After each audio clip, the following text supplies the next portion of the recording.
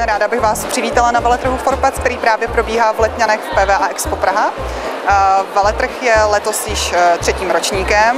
O úspěchu svědčí stále se zvyšující počet návštěvníků, kterých v loňském roce prošlo branami veletrhu na 30 000. Veletrh neprobíhá samostatně, probíhá spolu s dalšími veletrhy For Family. Součástí veletrhu jsou For Kids, veletrhy pro děti, For Teens, veletrhy pro náctileté, veletrh kreativní tvorby For Artwork a také veletrh pro aktivní stáří For Senior. The concept of the catalog fair is to provide a low-cost way for U.S. exporters, especially small and medium-sized companies, to gauge interest for their products in a new market, like here in the Czech Republic. Through our catalog booth here, we will provide catalogs and samples to Czech clients here at the trade show For Family, and we collect trade leads out of that and provide them back in a report to the company. And at the very end, our job is to hopefully help those U.S. companies make matches here so they can export product and find a really good distributor or partner here. Naše firma Panda Plus uvedla límce Bubulun na trh asi před půl rokem a shledali se s velkým úspěchem, jak u veterinářů, tak i u chovatelů. Zdánlivě byste si mysleli, že na ochranném límci není co vylepšovat, ale není to pravda.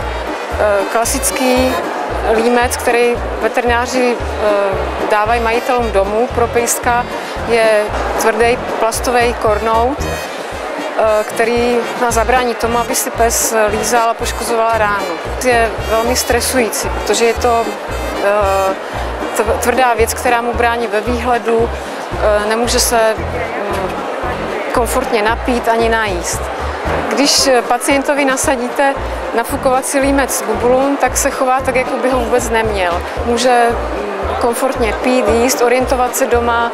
Používání těchto ochranných límců Bubulun zlepší image kliniky, protože je odrazem toho, že veterinář má zájem na domácí péči o pacienta.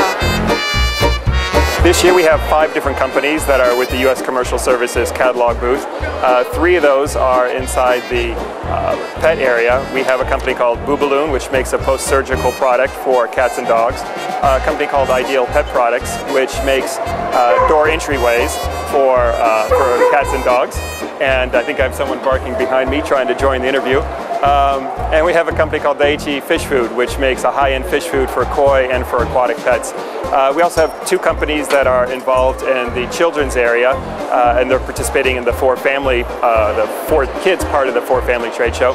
One of those it's called Numbers Alive, and they make a sort of a unique counting system that makes counting and mathematics fun for children through different toys.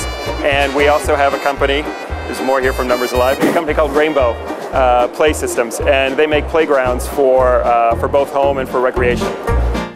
Česko je branou pro střední a východní Evropu, a tak bychom i do budoucna rádi přivítali i více vystavovatelů z řad zahraničních společností.